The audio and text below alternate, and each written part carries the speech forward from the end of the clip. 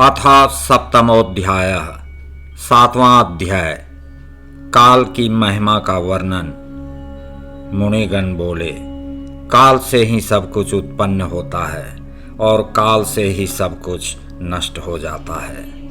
काल के बिना कहीं कुछ भी नहीं होता है। यह सारा संसार मंडल काल के मुख में वर्तमान रहकर उत्पत्ति तथा प्रलय रूप लक्षणों से लक्षित चक्र की भांति निरंतर घूमता रहता है। ब्रह्मा, विष्णु, रुद्र तथा अन्य देवता एवं असुर जिसके द्वारा बनाए गए नियम को प्राप्त कर उसका उल्लंघन करने में सर्वथा असमर्थ हैं। अत्यंत भयानक वह काल भूत, भविष्य, वर्तमान आदि रूपों में अपने को विभक्त कर प्रजाओं को क्षीण करता हुआ सर्वसमर्थ होकर स्वच्छंदता पूर्वक व्यवहार करता रहता है।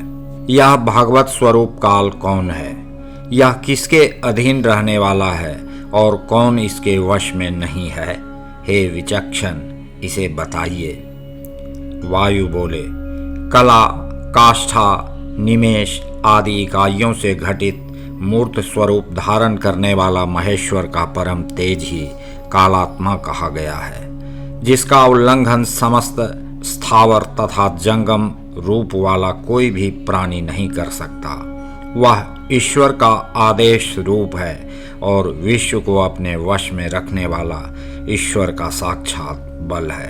उन परमेश्वर की अंशांश रूपा शक्ति उनसे निकलकर महिमामय कालात्मा में उसी प्रकार संक्रांत हो गई है जिस प्रकार दाहिका शक्ति अग्नि से निकलकर लोहे में संक्रांत हो जाती है।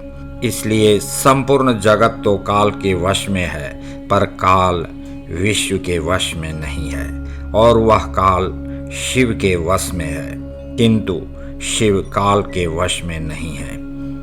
शिवजी का अप्रतिहत तेज काल में सन्निविष्ट है, इसलिए काल की महान मर्यादा मिटाई नहीं जा सकती। अपनी विशिष्ट बुद्धि से भी भला कौन काल का अतिक्रमण करने में समर्थ है? कोई भी काल के द्वारा किए गए कर्म को नहीं मिटा सकता है। जो पराक्रम करके संपूर्ण पृथ्वी पर एक छत्र शासन करते हैं, वे भी काल की मर्यादा को नहीं मिटा सकते, जैसे तट की मर्यादा को सागर नहीं मिटा सकते। जो लोग इंद्रियों को वश में करके सारे संसार को जीत लेते हैं, वे भी काल को नहीं जीत पाते, अपितु काल ही उन्हें जीत लेता है।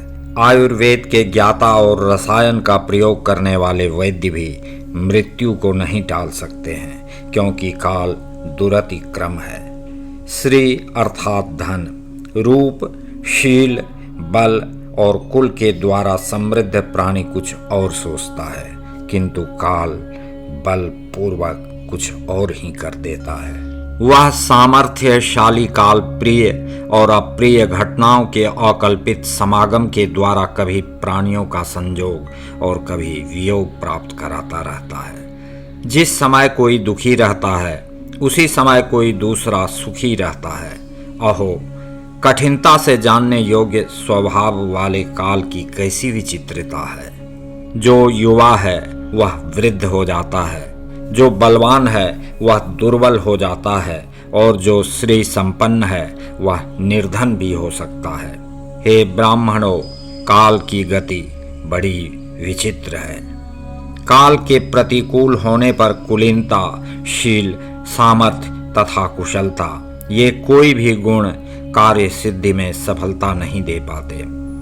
जो प्राणी सनाथ हैं, दानशील हैं और जिनका मनोरंजन गीत वाद्यादि के द्वारा किया जाता है, वे लोग, और जो अनाथ हैं तथा दूसरों के द्वारा किए गए अन्न का भोजन करते हैं, उन सभी के प्रति काल समान व्यवहार वाला होता है।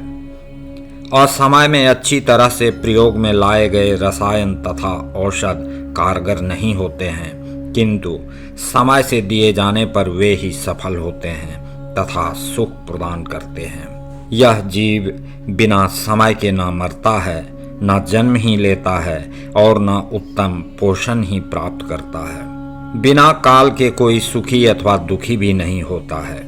इस संसार में कोई वस्तु ऐसी नहीं है जो अकालिक हो। समय से ही ठंडी हवा चलती है, समय से ही मेघों से वर्षा होती है और समय से ही गर्मी शांत होती है। काल से ही सब कुछ सफल होता है। काल ही सभी की उत्पत्ति का कारण है। समय पर ही फसलें होती हैं और समय पर ही फसलें कटती हैं। काल से ही सब लोग जीवित रहते हैं। इस प्रकार जो कालात्मा के तात्विक स्वरूप को यथार्थ रूप से जानता है, वह कालात्मा का अतिक्रमण कर काल से परे निर्गुण परमेश्वर का दर्शन कर लेता है, जिसका ना काल है, ना बंधन है और ना मुक्ति है, जो ना पुरुष है, ना प्रकृति है तथा ना विश्व है। उस विचित्र रूप वाले परात्पर परमेश्वर शिव को नमस्कार है।